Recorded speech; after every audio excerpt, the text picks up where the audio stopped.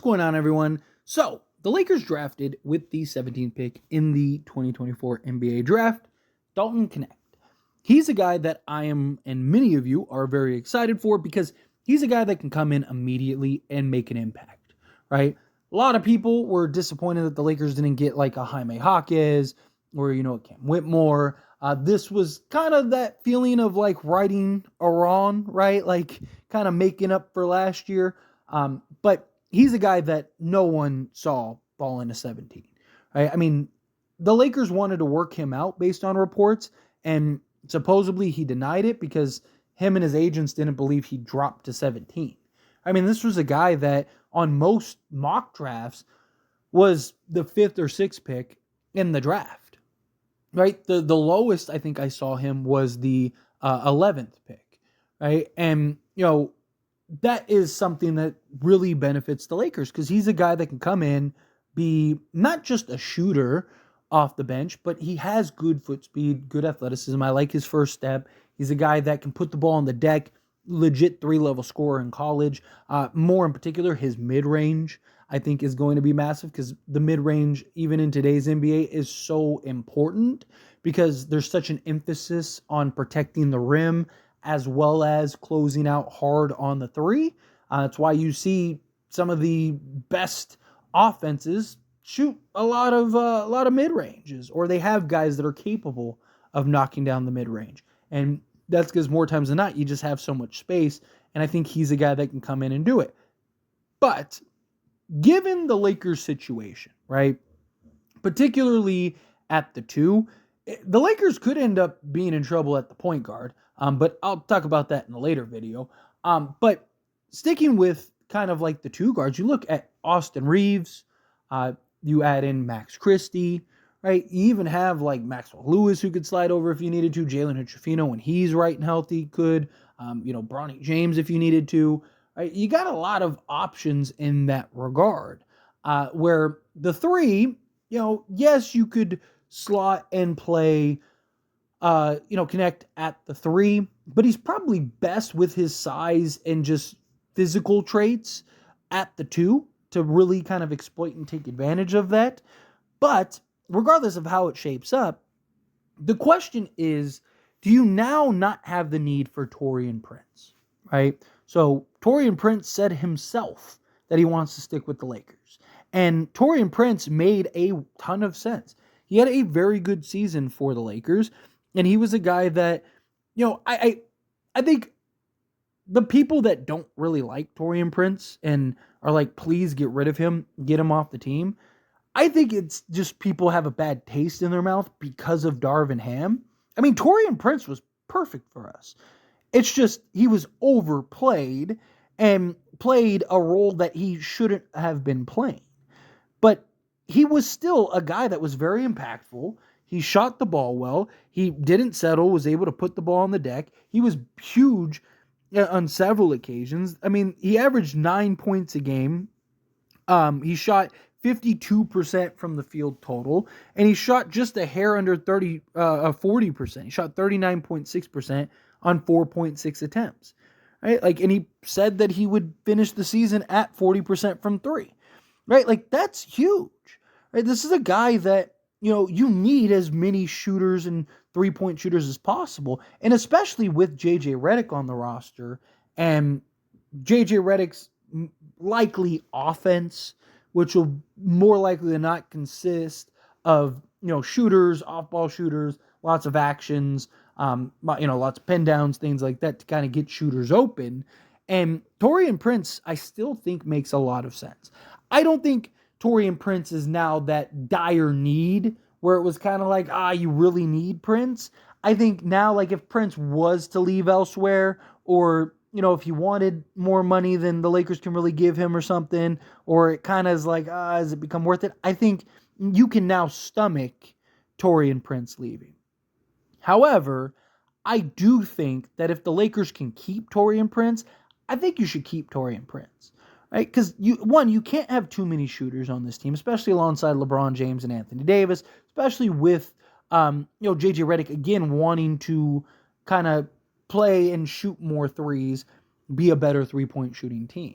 Right now, I don't think that Taurean Prince should be playing 30 minutes a game. Right? Hopefully, they'll cut him down to like 15, somewhere in that ballpark, which I think would be great. But again, like I don't hate the idea of having him. He also is a vet with experience, gives you that adult in the room, gives you that guy that you don't really have to worry about. He's big, right? He's got good size.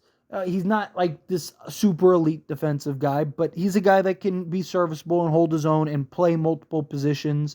You could basically play him, 2 through 4, on some occasions, right? So I don't hate the idea of him.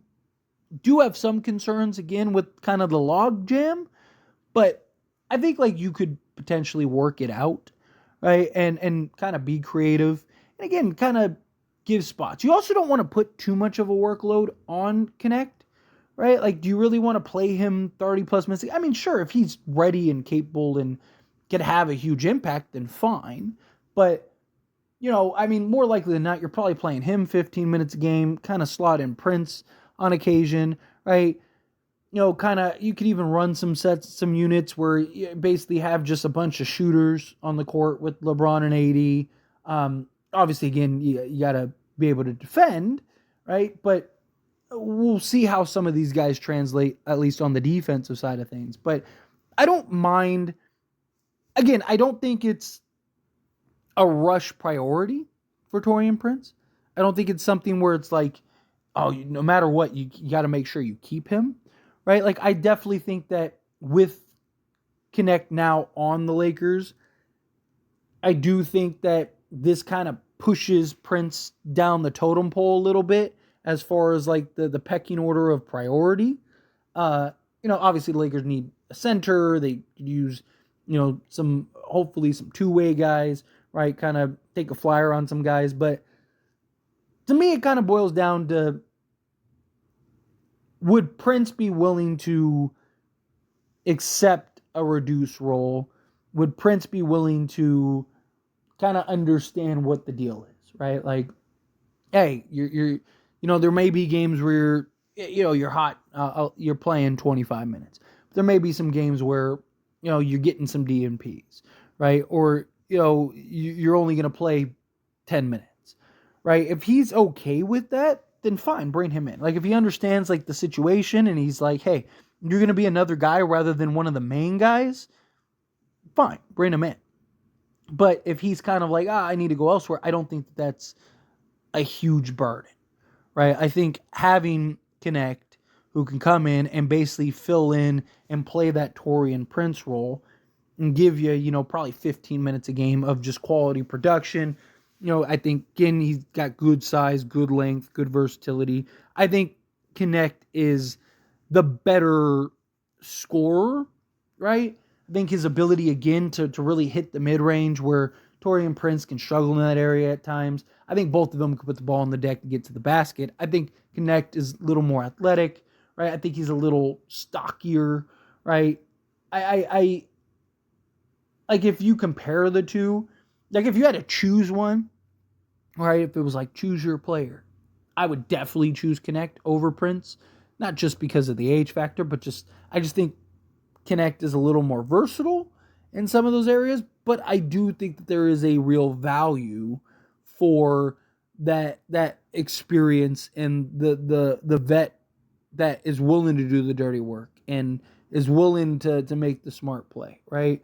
I mean, Taurean Prince had several moments this season where it was just like, okay, yeah, that was clearly a vet move there, right? And he was, again, big in big moments and not really afraid of the moments, right? Like, it's just kind of, everyone kind of got a bad taste in their mouth because of, again, Darvin Ham. Darvin Ham really kind of just made us like get rid of this guy, right? Rather than embracing him of like, oh no, this guy was really good for us. And I think a lot of people kind of discredit what and how good he was last year for us because of Darvin Ham. And I don't really think that's necessarily fair to Prince. But now adding in Knecht, if he really is as ready as he seems to be or appears to be, then I just think you gotta go with Knecht. But if you can keep Prince and Knecht, again, you can't have too much shooting. But anyway, as always, this is a discussion. I pass the question on you. Let me know your thoughts and opinions down in the comments below. What do you think? How do you feel? What are your thoughts? Do you think, like, yeah, this is the end of Taurean Prince? Do you think you got to get rid of Taurean Prince? Do you think, no, you got to, keep Taurean Prince, keep them both, have as many shooters as possible? However you feel, whatever your thoughts are, I'd love to hear it. So let me know down in the comments below.